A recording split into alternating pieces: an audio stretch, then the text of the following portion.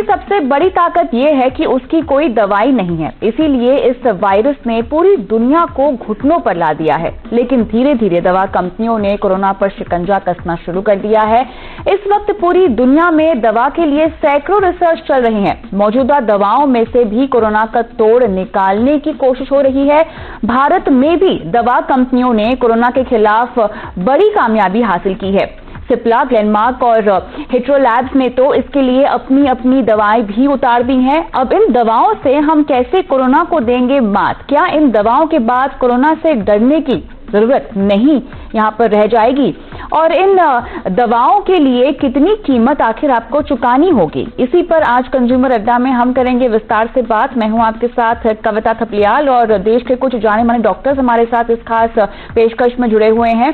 मुंबई से मेरे साथ हैं डॉक्टर हेमंत ठक्कर, दिल्ली से जुड़ रहे हैं डॉक्टर के अग्रवाल और डॉक्टर कौशल कांत मिश्रा। सभी का स्वागत है इस खास पेशकश में।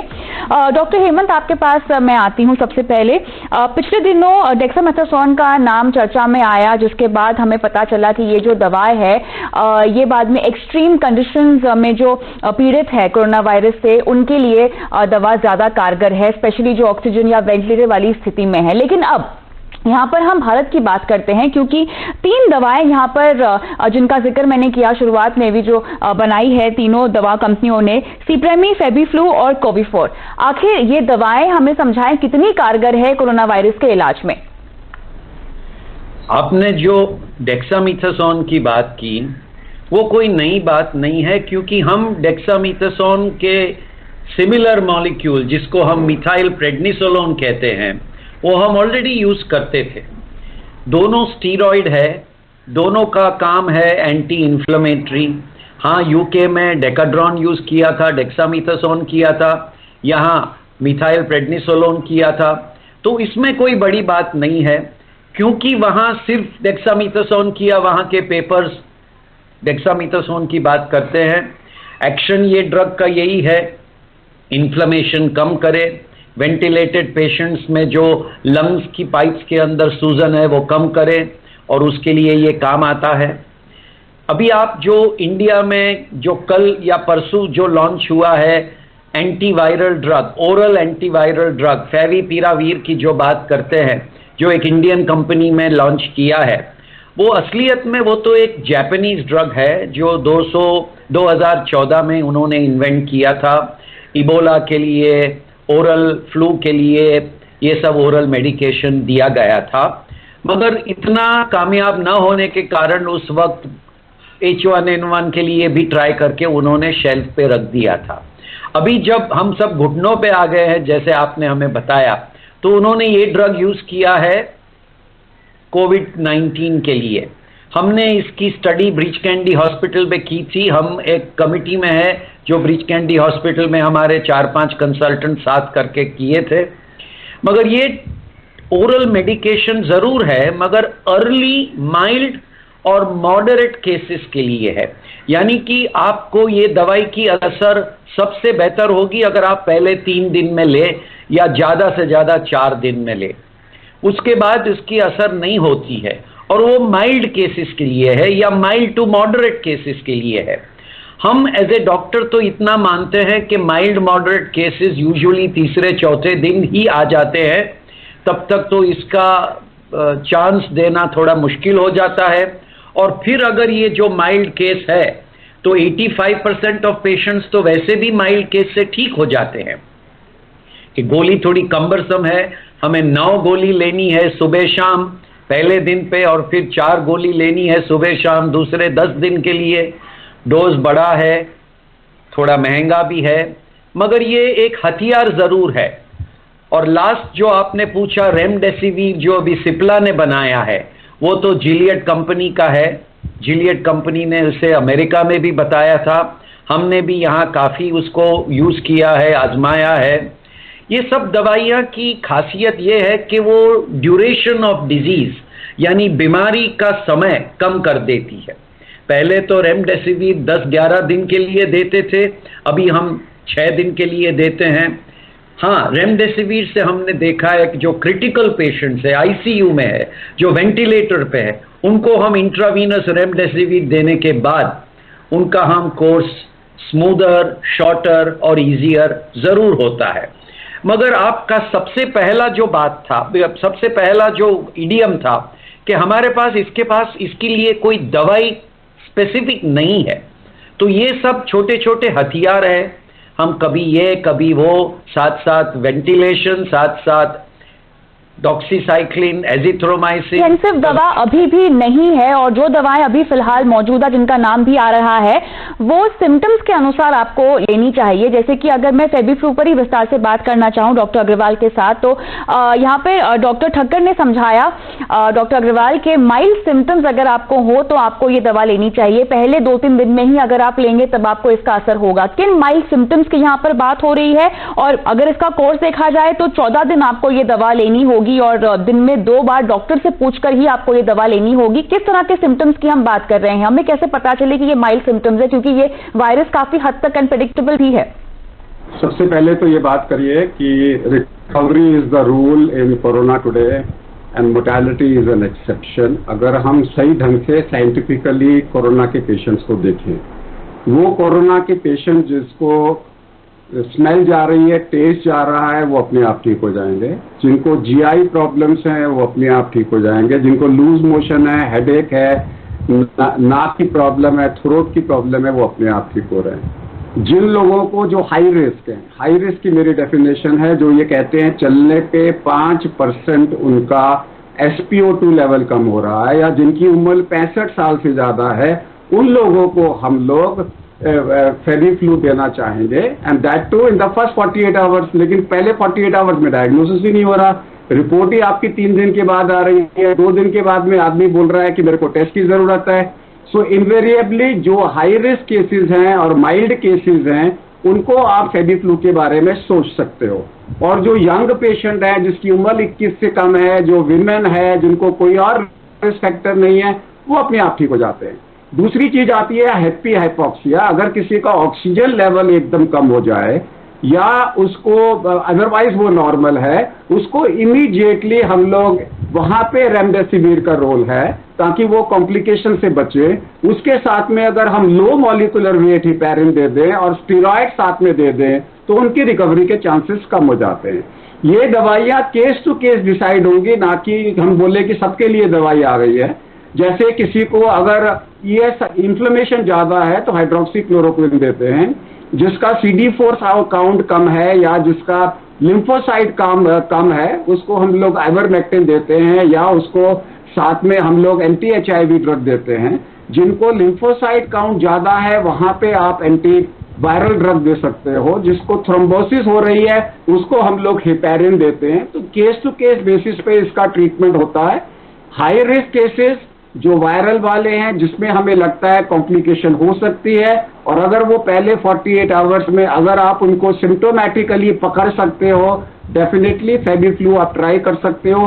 बाकी में फेबिफ्लू का कोई मतलब नहीं है। और वो केसेस जो आपको हैप्पी हाइपोक्सिया के 5वें, 6ठे और 7वें दिन पकड़ में आते हैं, जिसमें आपको लग रहा है कि एकदम से ऑक्सीजन की जरूरत है, वहां लो molecular weight heparin plus steroid plus IV remdesivir अगर आप देते हो, डेफिनेटली आप मोर्टेलिटी कम कर सकते हो। याद रखिए, हमें श्रीलंका और हमें साथ में केरला की तरह अपनी मोर्टेलिटी को 0.3% करना है जो पॉसिबल है। केस टू केस ट्रीटमेंट में आई से mortality is not the rule, is an exception. बिल्कुल, यहाँ पे अर्ली डिटेक्शन मेरे ख्याल से बहुत ज्यादा जरूरी है। लेकिन कोविफॉर की बात करते हैं डॉक्टर मिश्रा, क्योंकि यहाँ पर इस दवाई की जो डोज है उसकी कीमत 5 से 6 हजार है। किस तरह का कॉम्बिनेशन डोज है ये? देखिए, जितनी भी अभी डॉक्टर अग्रवाल ने बताया कि किस किस केस में क्या क्या दवाएं यूज करते हैं, अभी तक ड्रग ऑफ चॉइस एक होता है, हर डिजीज के लिए एक ड्रग ऑफ चॉइस होता है। वो ड्रग ऑफ चॉइस एस्टैब्लिश नहीं है। हमारे प्रोग्राम का मकसद ये होना चाहिए कि क्या दवा आई है या नहीं आई है। तो मैं ये कहना चाहूंगा कि अभी तक इसके लिए कोई भी दवा कंफर्म्ड नहीं आई है, यानी कि there is no drug of choice. अब ये जो दवा जिसकी आप बात कर रहे हैं ये महंगी दवा है, इसके बाद ICU में दी जाएगी, IV लाइन की जरूरत पड़ेगी, तो ये क्रिटिकल केयर के लिए ज्यादा है। अगर मैं कहूं कि एंटीवायरल्स जो भी अभी तक बनी हुई है वर्ल्ड वाइड, जो किसी भी वायरस के लिए यूज की जा रही थी, वो किसी में भी अभी तक बहुत सक्सेसफुल नहीं हुई है।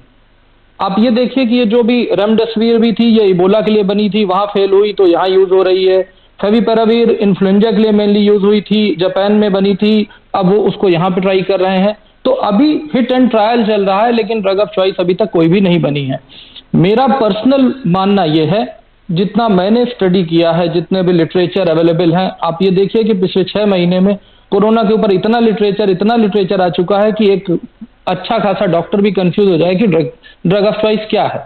ऐसी सिचुएशन में जैसा कि हमारे से पहले दोनों एक्सपर्ट्स ने कहा कि जो माइल्ड टू मॉडरेट केसेस हैं, जो सीवियर होने वाले हैं, अगर हम उन माइल्ड और मॉडरेट केसेस का ट्रीटमेंट टाइम पे आइडेंटिफाई करके, प्रॉपर टेस्टिंग करके, उनको जो भी मेडिसिन अभी तक यूज की जा रही हैं, जैसे कि एंटीवायरल भी यूज की जा रही है, लेकिन ये कहें कि एंटीवायरल का बहुत कोई मैजिकल इफेक्ट है, ऐसा नहीं है।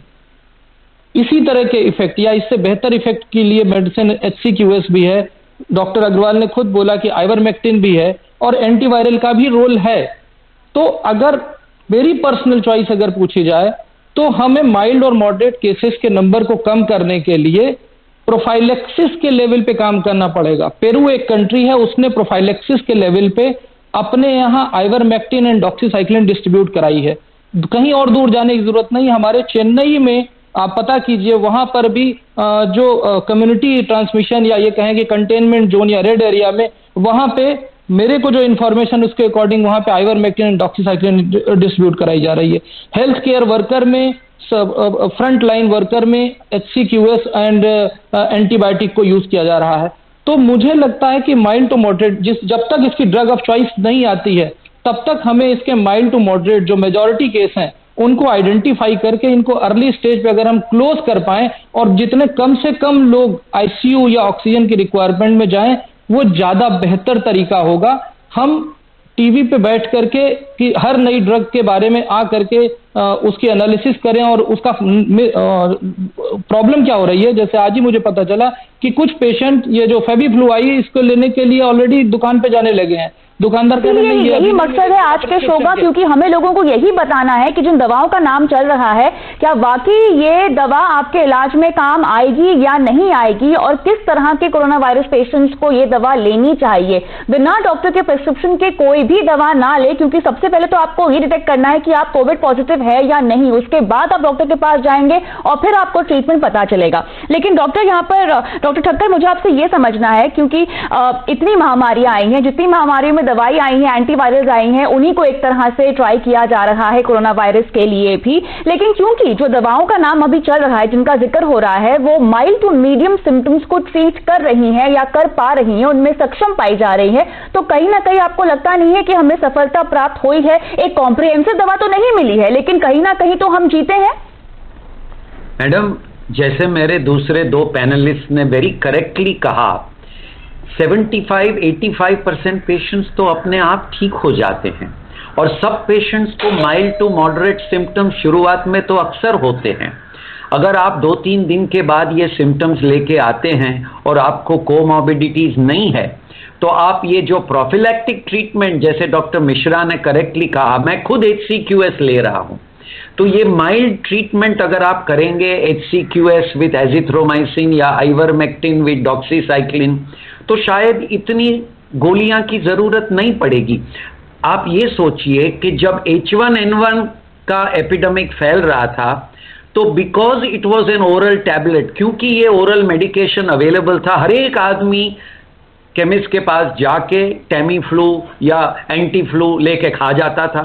तो हमें इसके लिए जो आप ये प्रोग्राम करते हैं, वो बहुत बढ़िया चीज किया आपने, क्योंकि कितने फोन आए हैं हमें ये फैबी फ्लू के लिए, और ये जो भी प्रोपेगेंडा फैबी फ्लू का हो रहा है, वो सब व्हाट्सएप से हो रहा है।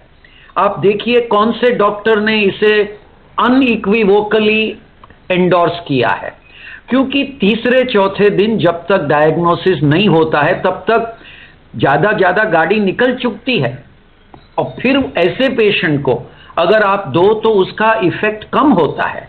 तो आप कितने पेशेंट को देंगे? ये कोई स्नैक वेफर्स जैसा नहीं है कि खांसी सर्दी हो गई और आपने 4-6-8 हजार की गोलियां खाते रहे आपने और आप ठीक हो गए। आप तो वैसे भी ठीक होने वाले थे। डॉक्टर अग्रवाल ने करेक्टली कहा है कि आपको मरने के लिए आपको कोशिश करनी पड़ेगी। नेचर तो आपको बचा ही देता है, आपको प्रिवेंट करना है, आपको सपोर्ट करना है। और प्रिवेंशन और सपोर्ट जैसे अक्सर सालों से वायरस इन्फेक्शन में आप वेदर सॉल्ट वाटर गागल्स करो, स्टीम इनहेलेशन करो, माइल्ड एंटीबायोटिक लो। हाँ, इसमें 2 एंटीबायोटिक है क्योंकि ये आरएनए वायरस है, डॉक्सीसाइक्लिन एजिथ्रोमाइसिन है, उसमें 2 एंटी इन्फ्लेमेटरी है, HCQS और स्टीरॉइड है। किस पेशेंट को कितना देना वो अपना डॉक्टर डिसाइड करेगा।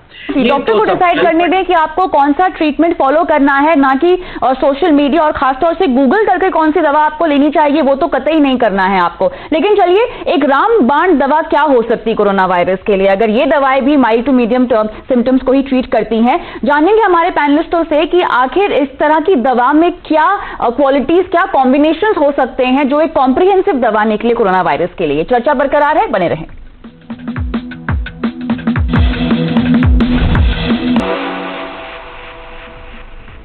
सिप्रेमी, फेबिफ्लू, कोविफॉर, इन 3 दवाओं का नाम चल रहा है जो कि बताई जा रही है कोरोना वायरस के इलाज में काफी हद तक कारगर साबित हो रही है। हमारे पैनलिस्टों ने अब तक ये बात आपको समझा दी है कि एक तो बिना डॉक्टर के प्रेस्क्रिप्शन के आपको ये दवा नहीं लेनी है, दूसरा माइल्ड टू मीडियम जिनको सिम्टम्स हो रहे हैं वो ही इस दवा को ले सकते हैं, लेकिन फिर भी डॉक्टर आपको चेक करे, टेस्ट में जो निकल कर आया है उसके मुताबिक ही दवा आपको प्रेस्क्राइब करी जाएगी, ना कि आपको खुद जाके लेनी है। लेकिन डॉक्टर अग्रवाल, यहाँ पर HCQ का जिक्र बार बार होता है। HCQ दवा स्टेरॉइड का जिक्र होता है और उसके साथ उसके साइड इफेक्ट्स का भी जिक्र होता है। काफी कंफ्यूजन है इसको लेकर। एक तरह से कॉम्प्रिहेंसिव दवा तो ये भी नहीं है, क्या प्रिवेंटिव दवा होगी ये? HCQS के बारे में कोई कंट्रोवर्सी नहीं है। क्लोरोक्विन के बारे में कंट्रोवर्सी हो सकती है। भाई, हाइड्रोक्सीक्लोरोक्विन जब चिकनगुनिया आया था तो हम लोगों ने 1-1 साल तक लोगों को दी। रूमेटॉइड आर्थराइटिस में हम लोग देते हैं, सार्कोइडोसिस के अंदर में देते हैं, जो लोग बाहर से आते थे मलेरिया की प्रोफिलैक्सिस के लिए देते रहे। सो HCQS आज की डेट में ICMR के हिसाब से मैं भी ले रहा हूँ, सारे डॉक्टर्स ले रहे हैं प्रोफिलैक्सिस के लिए। ये एंटी इन्फ्लेमेटरी दवाई है। अगर आपके कोरोना में इन्फ्लेमेशन है, यानी कि बुखार हो रहा है, ESR बढ़ रहा है, CRP बढ़ रहा है, फेरेटिन बढ़ रहा है, ये नॉर्मल वायरसेस में नहीं होता, तो उस केसेस में जहाँ इन्फ्लेमेशन है वहाँ हाइड्रोक्सीक्लोरोक्विन दे रहे हैं। अगर आपको इन्फ्लेमेशन नहीं है तो हाइड्रोक्सीक्लोरोक्विन का कोई रोल नहीं है उसके साथ में। अगर ये बैक्टीरिया अगर ये वायरस बैक्टीरिया की तरह बिहेव कर रहा है तो उसको हम एंटीबैक्टीरियल देंगे।